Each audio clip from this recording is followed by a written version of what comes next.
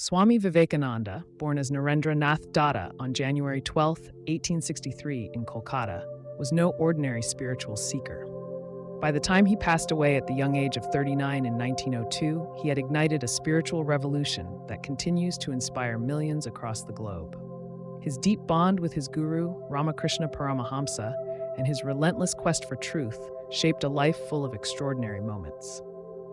Here are 7 timeless stories from his remarkable journey, lessons for every seeker. 1. Vivekananda and Goddess Kali. Vivekananda was known for his sharp intellect and fiery questioning nature. As a young man, he often challenged Ramakrishna, demanding proof of God's existence. But his relationship with his guru was deeply affectionate. If Vivekananda didn't visit, Ramakrishna would go looking for him. Once, when his mother fell critically ill, Vivekananda was heartbroken. Unable to provide food or medicine, he stormed to Ramakrishna, venting his frustration. "What has all this spirituality given me? I can't even take care of my own mother." Ramakrishna gently said, "Go to the Kali temple and ask the mother yourself." Vivekananda entered the shrine, but instead of asking for wealth or medicine, he lost himself in devotion. He returned empty-handed. "Did you ask?" Ramakrishna inquired. "I forgot," Vivekananda replied. Twice more he tried, and each time he came out overwhelmed, unable to ask for worldly things. Finally, he declared, "I cannot ask for anything. I only asked for knowledge and devotion." Ramakrishna smiled. "That's how it should be. Had you asked for wealth, our connection would have ended today. An asking fool knows nothing of life." 2. The proof of God. At 19, Vivekananda was a restless, logical young man seeking answers. One day, he demanded of Ramakrishna, "You speak of God, but where is the proof?" Without a moment's hesitation, Ramakrishna replied, "I am the proof." Taken aback, Vivekananda expected a philosophical explanation, not a simple declaration. When he pressed further, Ramakrishna asked, "Do you have the courage to see God?" When Vivekananda agreed, Ramakrishna merely touched his chest.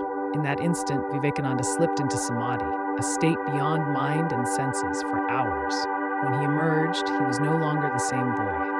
The experience silenced his doubts forever. Number 3. Sharada Devi's silent test. Before leaving for the United States to address the Parliament of Religions in 1893, Vivekananda sought blessings from Sharada Devi, Ramakrishna's wife. She was busy cooking, singing softly as he entered. He expressed his wish to take his master's message to the West. Sharada didn't respond immediately. Instead, she asked for a knife. Observing carefully how Vivekananda handed it to her, "Safely, handle first," she smiled and blessed him. "I just wanted to see what remains of you after the master is gone," she said. "The way you gave the knife shows you are still steady, still worthy." It was a subtle but powerful test of character. Number 4. Carrying the master's message. Though Ramakrishna was a towering spiritual figure, he remained largely unknown outside his circle. It was Vivekananda who carried his master's wisdom to the world. Without a disciple like Vivekananda, even the greatest saints might remain unsung. 5. The power of involvement. Swami Vivekananda once made a bold statement: "Kicking a football will take you closer to God than 100 prayer sessions." It wasn't a dismissal of prayer, but an emphasis on wholehearted involvement.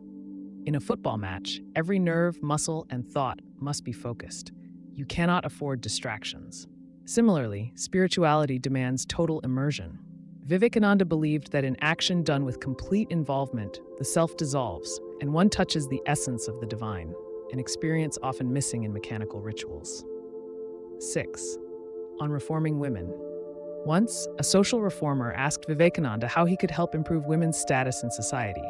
His reply was simple and profound: "Hands off. You don't have to reform them. Just give them space and they will do what they need to." Vivekananda believed in respecting a woman's strength and wisdom, not patronizing her under the guise of reform. True progress, he felt, came when society allowed every individual, man or woman, to flower naturally. 7. A vision for the nation. When Vivekananda was young, he said, "Give me 100 truly dedicated men and I will transform this country." Despite India's millions, he couldn't find 100 fully committed souls. To Sadhguru, this was one of India's great tragedies. A luminous soul like Vivekananda walked this land, and yet we couldn't rally behind him. Even today, over a century later, his vision continues to shape educational institutions, spiritual centers, and youth movements. His words, courage, and passion remain a living force in India's cultural and spiritual revival.